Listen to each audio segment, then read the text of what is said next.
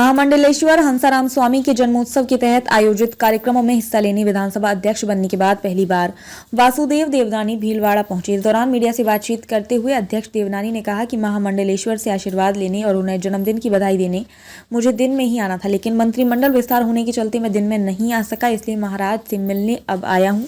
नई जिम्मेदारी मिलने के बाद भी महाराज का आशीर्वाद लेना था, इसलिए आज भीलवाड़ा आया हूँ। विधानसभा अध्यक्ष का पद बड़ा पद है, बड़ी जिम्मेदारी है, तो संतों के आशीर्वाद से आसानी से इस पद का निर्वहन कर सकूं, लोकतंत्र की रक्षा इस गरिमामय पद के साथ कर सकूं, ऐसी कामना के साथ महाराज का आशीर्वाद लेने आया हूं।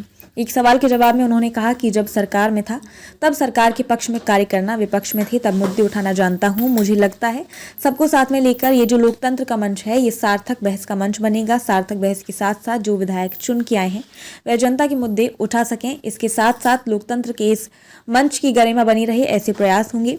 विधानसभा के जो नियम हैं, जो गरिमा है, उनका पालन करते हुए इसको अधिक से अधिक उपयोगी बनाएं।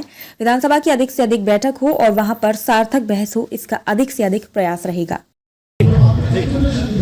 आज हमारे महामंडलेश्वर पूज्य संत हंसाराम जी महाराज का जन्मदिन, उनका आग्रह था कि दिन के कार्यक्रम में आऊँ, या शपथ ग्रहण कार्यक्रम होने के कारण मैं दिन में नहीं आ सका, तो उनका आशीर्वाद लेने के लिए मैं आया हूँ। निश्चित रूप से महासंत हैं, समाज के भी हैं, और उनका आशीर्वाद सदैव हम लोगों के लिए उपयोगी रहता है। जो नई जिम्मेदारी में मिली है उस नाते उनका आशीर्वाद लेकर के अपने कार्यकाल में हम अच्छा काम करें, सफलतापूर्वक करें। लोकतंत्र की जो बहुत बड़ा मंच है विधानसभा, उसके अध्यक्ष का जो दायित्व है गरिमामय है, उसके निश्चित रूप से मैं उसमें लोकतंत्र की रक्षा के लिए अपना निश्चित रूप से काम कर सकूं, उसका आशीर्वाद। और कोई आपको पूछ रहा हो? पहले भी विधानसभा जब कॉलेज में पढ़ाता था तब भी उसी प्रकार से काम करता था विद्यार्थियों के बीच में। उसके बाद 2 बार पक्ष में भी रहा सरकार में, तो सरकार में भी मुद्दे उठाना, प्रश्नों का उत्तर देना, जिसका भी अनुभव रहा है। और फिर 2 बार विपक्ष में रहे तो मुद्दे उठाना, प्रश्न पूछना, इसका भी अनुभव है।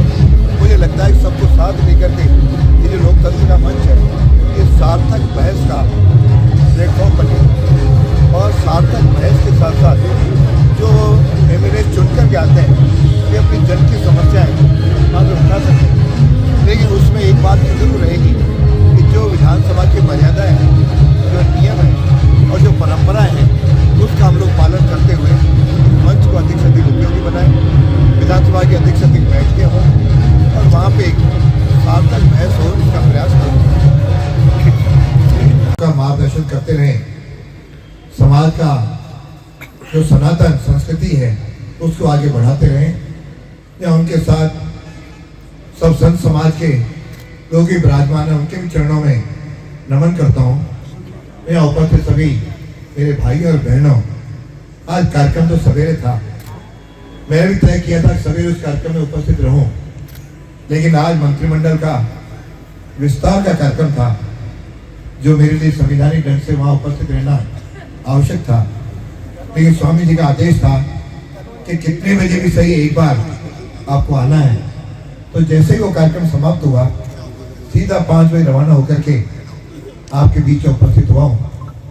मैंने सोचा इस अवसर पर मैं भी कोई लाभ ले सकूं और संतों से आशीर्वाद लूं कि ताकि मुझे इतनी शक्ति प्रदान करें कि मैं अपने इस कार्यकाल में और आगे समाज का काम निरंतर करता रहूं। सनातन संस्कृति के लिए हम सब लोग आगे बढ़ते रहें। तो जिस प्रकार से सनातन के लिए चर्चाएं चल पड़ी हैं, उस समय हम सब सनातनियों को एक मुखी होकर के अपने प्राचीन भारत की इस संस्कृति की रक्षा के लिए कटिबद्ध होने की आवश्यकता है। ये हमारा सौभाग्य है। इसमें देश का नेतृत्व भी इस सनातन की संस्कृति की रक्षा के लिए कटिबद्ध है और वे निरंतर आगे चल रहे हैं। जिस प्रकार से 22 जनवरी को रामलला अपने गर्भगृह में विराजेंगे और एक पूरे देश में, नहीं विश्व में एक नया अध्याय रचा जाएगा।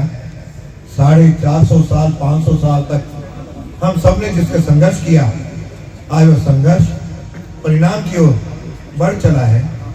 और वह केवल एक मंदिर नहीं है, वो हमारी संस्कृति का प्रतीक है। और हम सब लोग भी इस देश में जो भारत आज कहते हैं विश्व गुरु था, विश्व गुरु का अर्थात ये नहीं था कि वो सारे केवल विश्व में राज करता था। वह अपने धर्म संस्कृति के आधार पर वह विश्व में महान था। हमारी शिक्षा, हमारा रहन सहन, हमारे प्राचीन काल कई लोग आए इस संस्कृति को मिटाने, लेकिन कोई भी उसे मिटा नहीं सका। मैं सोचा इस अवसर पर उनका जो आज जन्मदिन है, हम सब ने बहुत उनका आशीर्वाद लिया होगा। और केवल भीलवाड़ा नहीं, केवल राजस्थान नहीं, देश भर में आपकी ख्याति है। और आप जगह जगह जाकर के जो धर्म के लिए उपदेश देते हैं, और वह सब हमके लिए बहुत मार्गदर्शन करता है। मैं समझता आज प्रत्येक जो भी यहाँ विराजमान है, जो नहीं है, सबके लिए इनके उद्बोधन प्रेरणादायी है। मैं भी लगभग 20 वर्षों से अधिक आपसे संपर्क में हूँ और आपका आशीर्वाद निरंतर मिलता रहा है।